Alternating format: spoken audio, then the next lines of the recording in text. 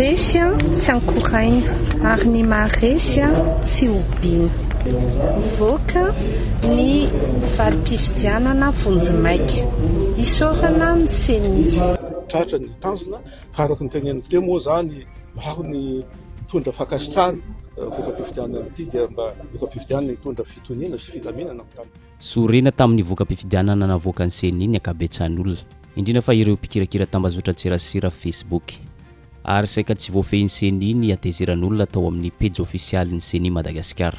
Taony nilaza CENI piraitsika makomba amin'ireo mpangalabato, ny CENI mpanodikodina ny safidy-bahoaka, ny CENI mitanila any amin'ny kandida ny Irmar ary manova ny voka-pifidianana.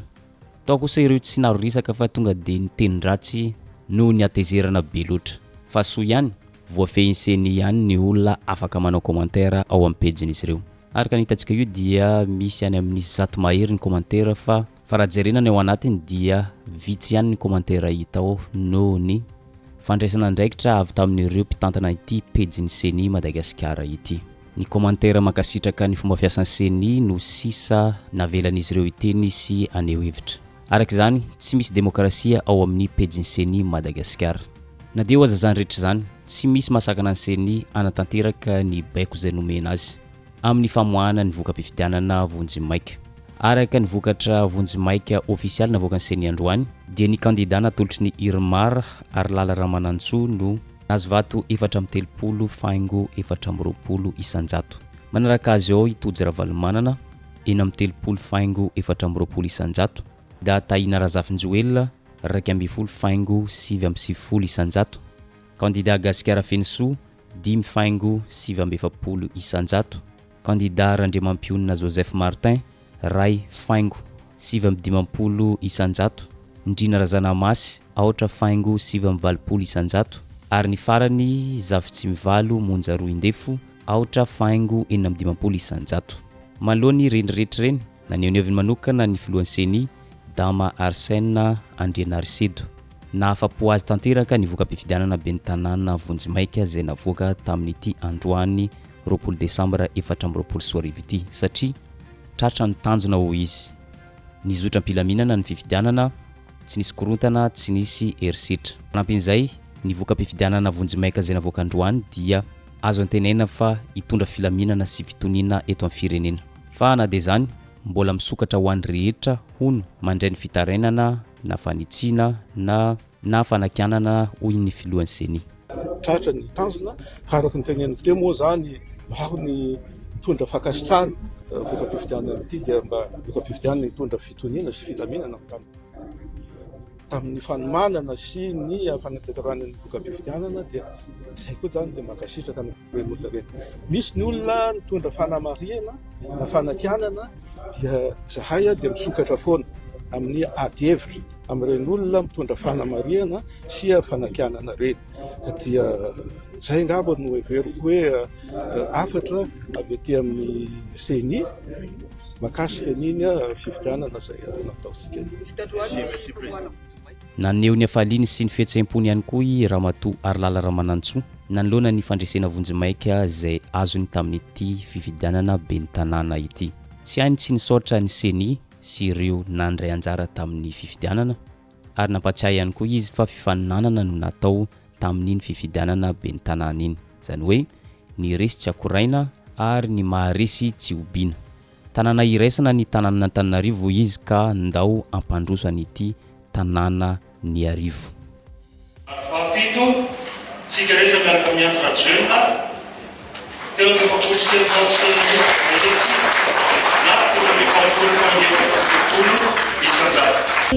resy a tsy ankoraina ary ny maharesy a tsy obiana.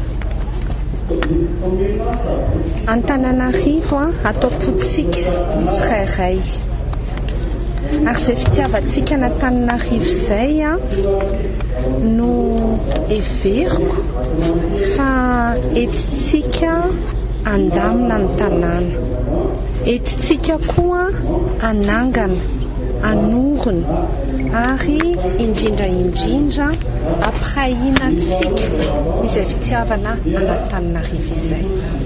Mivoaka ny valim-pifidianana Vonjimaika, isorana ny CENI.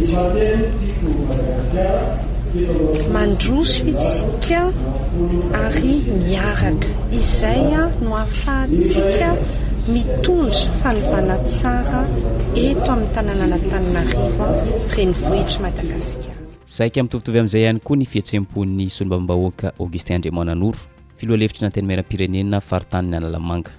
Afa-po tanteraka ho izy tamin'ny vokam-pifidianana izay narosony CENI androany, ary tsy nanadino ny nisaotra ny CENI, nisaotra ny mpifidy izay nametraka fitokisana tamin'ny vovonana Irmar, tamin'ny Arlala Ramanantsora ny marimarina kokoa. Hita taratra sady amin'izao vokam-pifidianana izao ny tanàn'ny Antananarivo ho lavitra ny adila politika, disadisa politika ary fifandrafiana eo amin'ny samby mpanao politika. Ya ny zavatra zao maraka ma dia ataoko hoe ny fahafahampo amin'ny ankapobeny amin'ny fizotry ny fifidianana izay nizotra tao anatin'ny filaminana ary isaorana ny mpikarakara indrindra ireo rehetrarehetra nandray anjara tamin'izany zavatra izany. Eo moa ny androm-panjakana rehetra itsatsokajy ny CENI izay nijoro amin'ny hoe fametrahana fifidianana tsy mitanila ary mangarahara. Io moa zany ny vokam-pifidianana ankehitriny raha Antananarivo renivohitra manokana no jerentsika dia nahafa-po satria nandresy ny candidat laran'ny fafito Ramatoa Arlala Ramanantsoa izay natolotry ny vondrona Irmar. Mino tsika fa nandresy ny fitiavana manoloana ny ezaka fampisaraham-bavana nataon'ny sasatsasany ary mino sika ihany koa fa efa tokony havalina ny lasa ny adila politika eto Antananarivo fa Antananarivo tokony hijoro amin'ny fampihavanana, ny firaisankina ary renivohitra Madagasikara ity manana ny toerana tsirairay hitondra ny anjara biriky no ho an'ny fampandrosoana ary lohalarana amin'izany ny mpiaradia amin'ny maroanisa ankehitriny dia ny vovonana Irmar izany.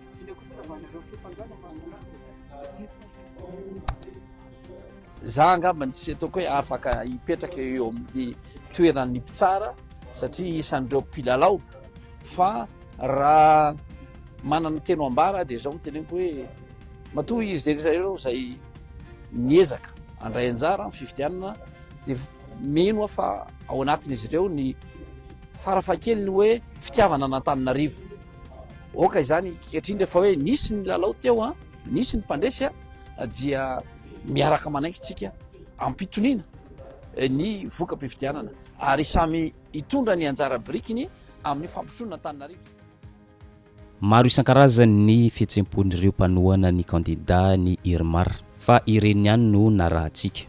Ny fanontaniana mipetraka mila valiny dia zao, mba manahoana re ny fihetsiky ny avy amin'ny fanoherana manoloana ity vokam-pifidianana Vonjimaika navokany CENI ity?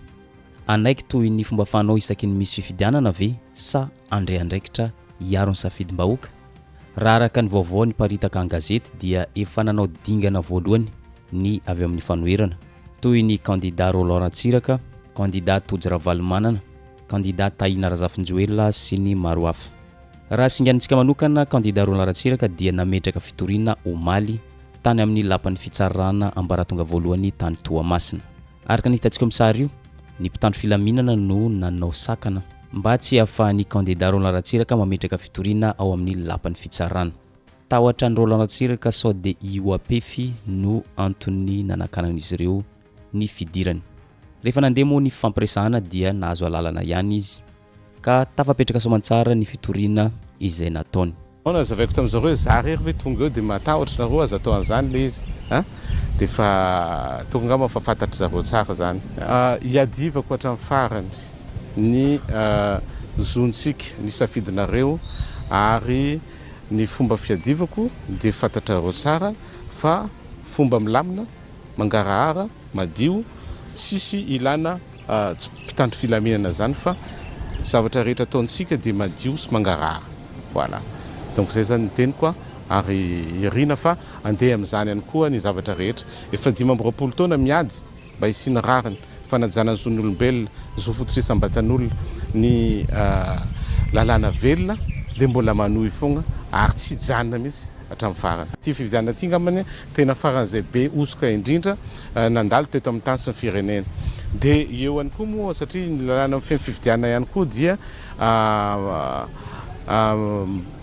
miteny fa tsy azonao atao no mangalabato fa mampigadra. Ka io zany napetraka daholo le fitoriana zay be dia be amanarivony ny témoignage ary zay témoignage rehetra zay dia ny zany zareo sorako zareo rehetra napetraka eo daholo dia miandry ny fahendren'ny fitsarana ary mbola miezaka matoky ny fitsarana eto Madagasikara amin'ny fahafahanay misava satria zony plasako fidina misava ny zavatra rehetra voalazako teo ary indrindra ny voany valiny fividianana arak'le fiheveranay azy zay hoe fandresenay. Tsy Andriamatoa Roland Ratsiraka ihany fa nametraka fitoriana ihany koa ny solitena avy eo amin'ny kandida Tojo Ravalomanana. Nilaza solombavam-bahoaka Rina Andriamasinoro solitenan'ny kandida Tojo Ravalomanana fa tena kajikajy maloto ny fomba fiasan'ny CENI. Tsy laza fa tsy ny fametrahana tetiandro amoana ny voka-pifidianana Vonjimaika. Hitataratra ho izy fa mampametraka ayay ny fomba fiasan'izy ireo. Raha ohatra ka tsy niomana tao anatin'ny fitoriana zany fa nanaraka izay tetiandro nomen'ny CENI dia tsy ho voapetraka ny fitoriana izay napetraka androany satria raha zany 24 zany mbola amin'ny andro talata zany hoe afaka miomana ny rehetra hatramin'ny alatsinainy kanefa akory ny fahatairana fa androany maraina no mahalala hoe rapitso indray no atao zay proclamation zay noho izany tsy maintsy napetraka androany zany ny fitoriana rehetra satria tsy misy inona azo atao tsony araka ny voalazan'ny lalàna fa rehefa alohan'ny amoahana vokatra Vonjimaika ny fametrahana ny fitoriana amin'ny tsy fanarahan-dalàna rehetra mahakasika ny fifidianana. Mazava ny fijerina ian'izay fa mbola fanohizana mipaipakady rehetra satria tsy ahafahan'ny rehetra mitory dia avoaka aingan'izay vokatra izay. Anisan'ny nametraka ayay manoloana ny fomba fiasan'ny CENI ihany koa isy Teny Randrianasoloniaiko. Nanamafy izy fa tsy mankasitraka ny fomba fiasan'ny CENI izay mitanila no sady manososy ny zon'ny mpifidy sy ny zon'ny kandida. Izany fa izao fihetsika ataon'ny CENI izao dia fanosenosehana sy fanitsakitsahany zon'ny mpifidy sy ny kandida ary ireo atoko politika hametraka fitoriana mikasika ny fizotrany fifidianana sy hanaovana ny fitarainana. Ataon'ny CENI izay amoahana haingana ny voka-pifidianana Vonjimaika mialohan'ny fotoana voalazan'ny lalàna mba tsy hanany an'ireo kandida sy ny mpifidy ary ny atoko politika fotoana hikarakarana ny atota taratasy hametrarana ny fitoriana mikasika ireo fandikandalana maro nitsanga nandritrany sy talohan'ny fifidianana. Mipetraka arak'izany ny fanontaniana sy ny ayay. Inona no manosika ny CENI ary iza no manome baiko azy hamoaka haingana ny voka-pifidianana Vonjimaika tsy miandry fotoana farany izay voalazan'ny lalàna tokony hanaovana an'izany. Naneo ny fanehoan-keviny manokana i Robela Andry tao amin'ny page Facebook-ny. Fanehoan-kevitra mahitsy no sady mampieritreritra no nasehony. Manoloana ny toedrara politika amin'izao sy ny osoka mibaribary tamin'ny fifidianana ben'ny tanàna sy mpanolo-tsaina ho izy. Mba manontany tena tahaka anareo ihany koa aho hoe izay mandresa amin'ny fifidianana natao farany teo na izay resy ve no tokony hiadian-kevitra izao sa ny asin'ny fifidianana karakarain'ny fitondrana izao sy io CENI ankehitriny io. Fanampin'izay manoloana ireo fandikan-dalàna maro ho izy raha tsy resaka fa tsy ny resaka ordonnance natao farany teo mba azo raisina anan-kery ihany ve ny fifidianana iny.